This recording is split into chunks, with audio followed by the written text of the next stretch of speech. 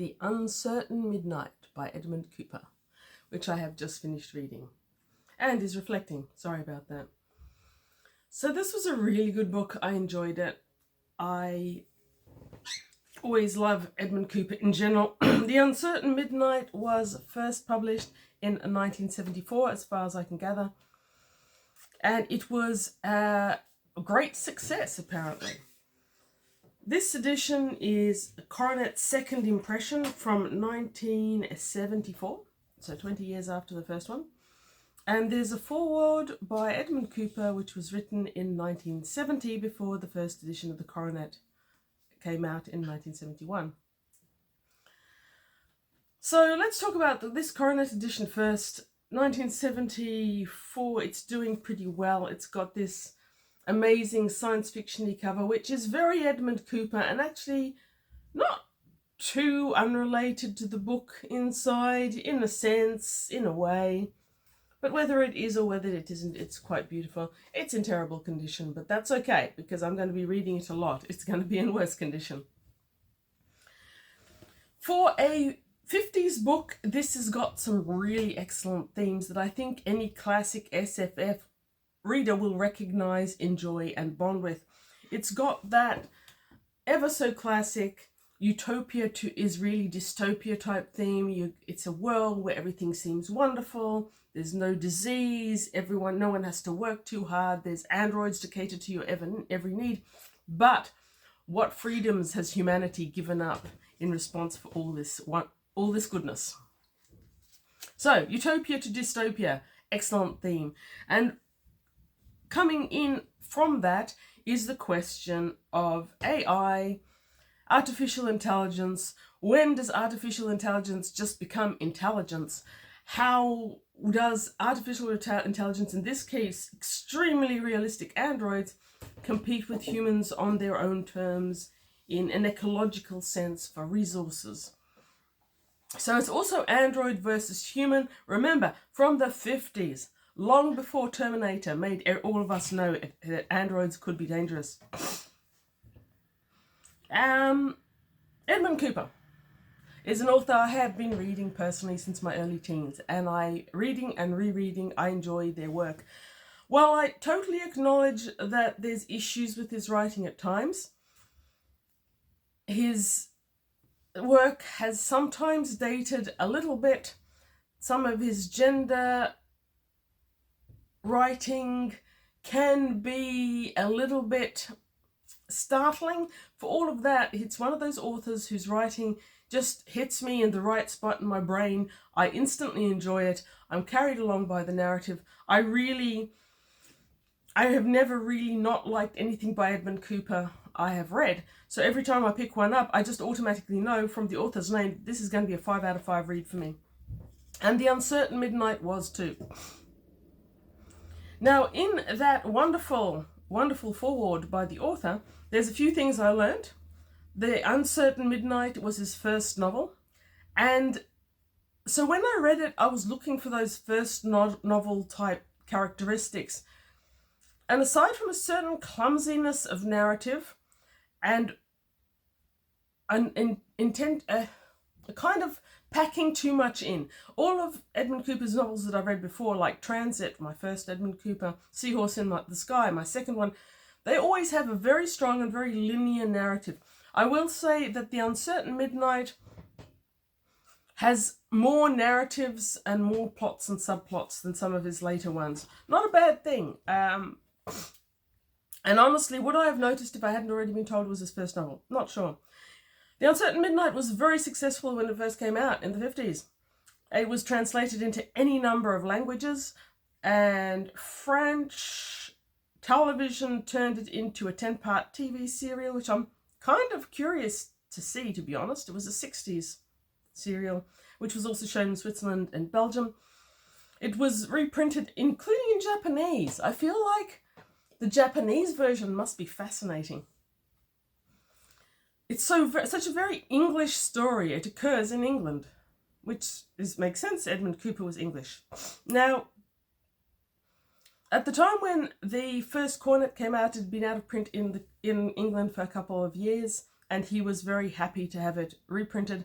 I've noticed from the internet that there's a brand new copy from Hachette out in one of those beautiful Gateway editions. So if you collect Gateways, you might well have Edmund Cooper. Haven't heard too many people talking about him, so I don't know how many people have read him recently.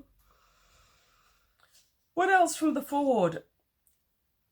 It's from the benefit of 1970. He says it was written a very long time ago. That wasn't a very long time ago. That was just 20 years. It's now been out a very long time. And yet all of its questions and narratives, all the things it examines, are still contemporary things that contemporary authors are examining. And that is a really, really impressive feat for a book that was written in the 50s.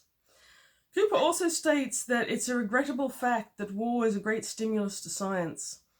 And in The Uncertain Midnight, he wrote an atomic war into the narrative, which occurs in the 60s.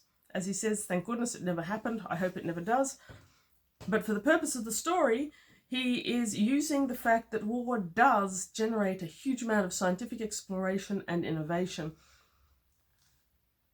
This particular war ends up with the existence of androids, which is the main theme of the story.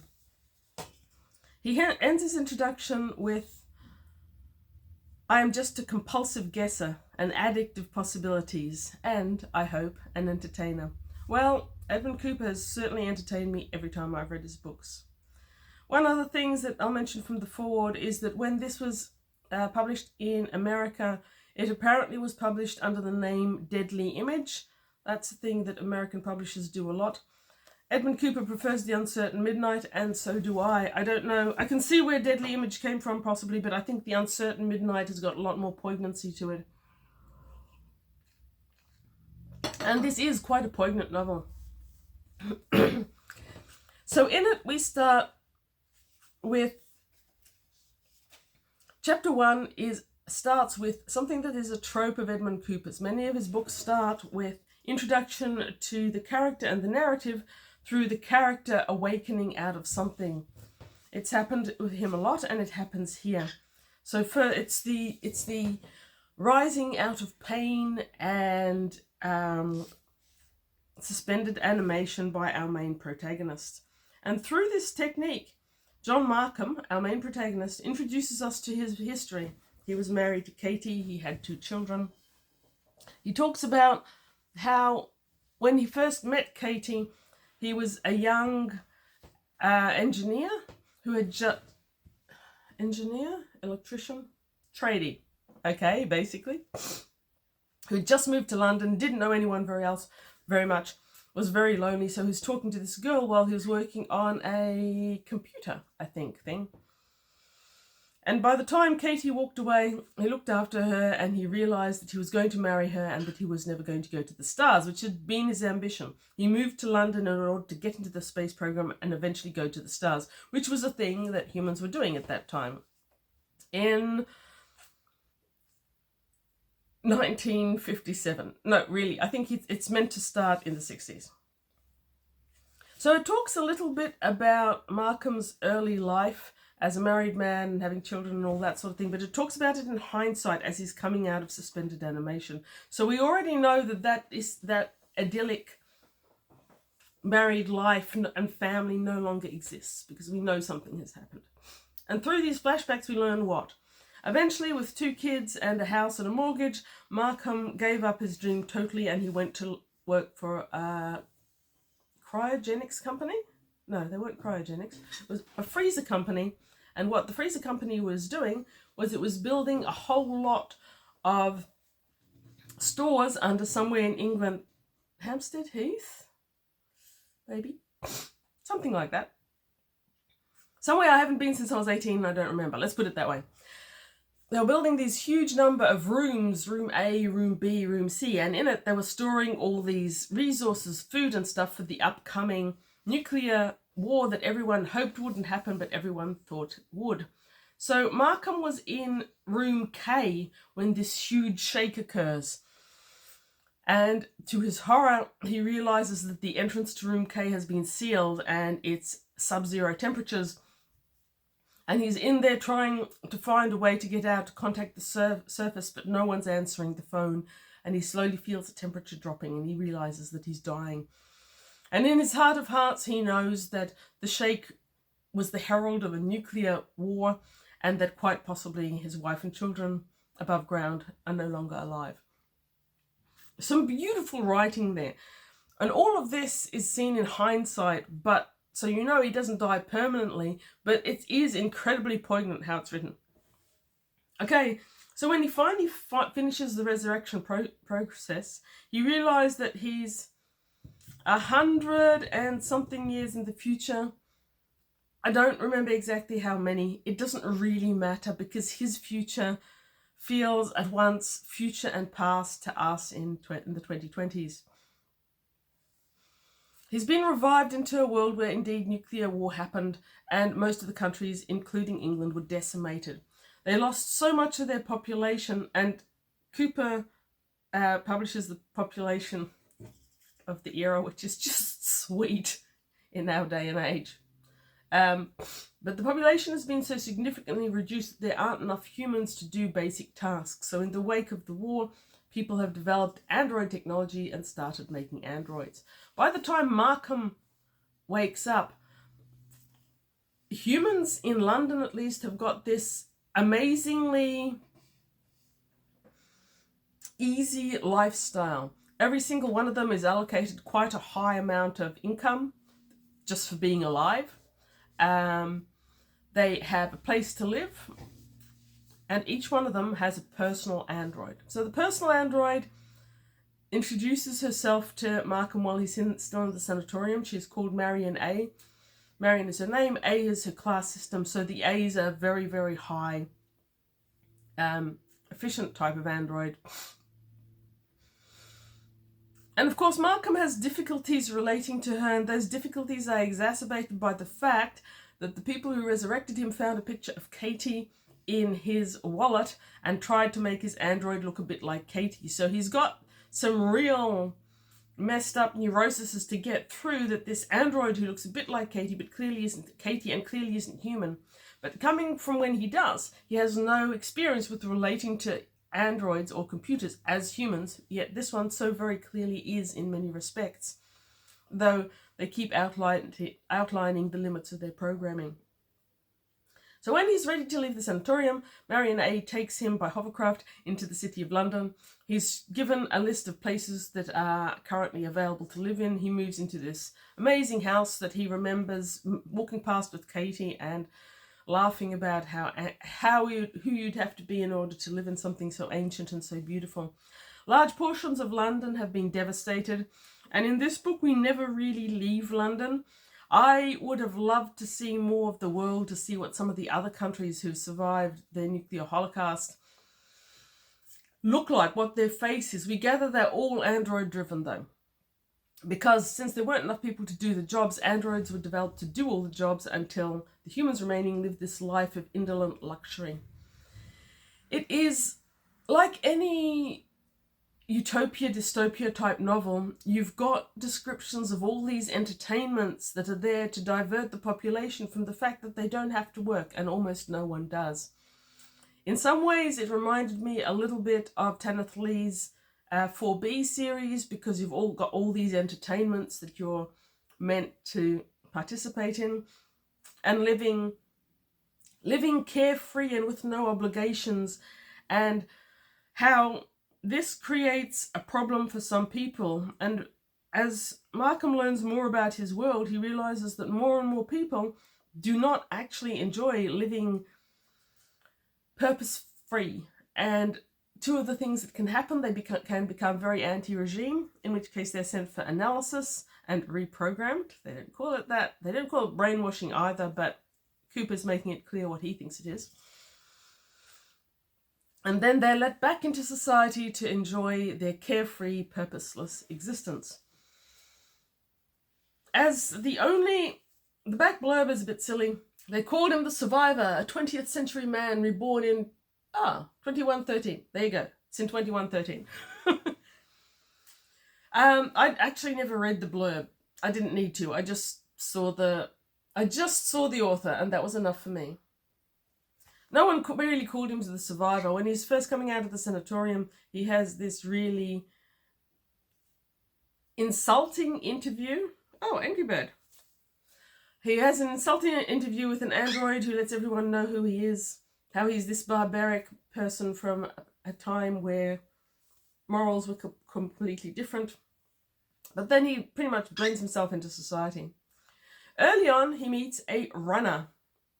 A runner is someone who doesn't agree with the regime and is trying to... Sometimes they're trying to do anti-regime stuff, other times they just don't believe the stuff. But once they've been detected, usually by their personal android, as being in that type of category, normally what happens is they're taken for analysis or brainwashing. Those that know that it's coming and don't want it to happen run. So they're the runners. Which, of course, reminded me of Logan's Run, which I was just talking about with Grey. Grey, if you're watching this, hi. Logan's Run might well be a book I read very soon. Reread very soon. Now, Markham's trying to find his place in all this, and he's also trying to mess with his personal android. He wants to break her programming in such a way that she understands human values such as beauty and love, and so that her loyalty is reconfigured from first to the Republic and second to him to being first to him.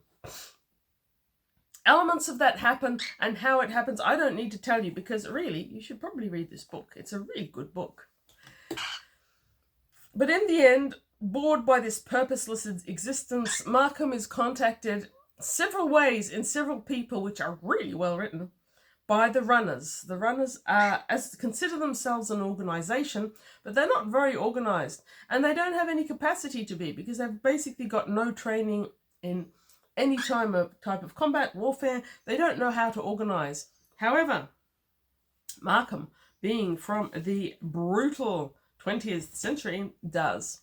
And when he finally throws in his lot with the runners, he renames them the Liberation Army, which is a bit naff, but, you know, it was written in the 50s, and starts organizing them to take back control of London, at least, if not England, from the robots. Sorry, the androids. The androids are doing some pretty funky stuff, which could arguably be all in the protection of the Republic, but is it really? Or does the main android, who is I think they call him the Psychoprobe, which is a clever interpretation of Psychopomp, I suppose. Clement is his name, I think. Is it Clement? Whatever.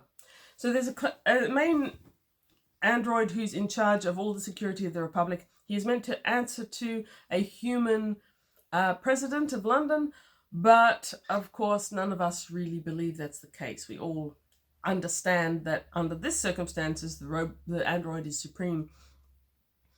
Rumors have sunk through that this particular android is programming a whole number of androids to be able to kill humans, specifically the runners, but once they've broken that programming and can harm a human, they could harm any human.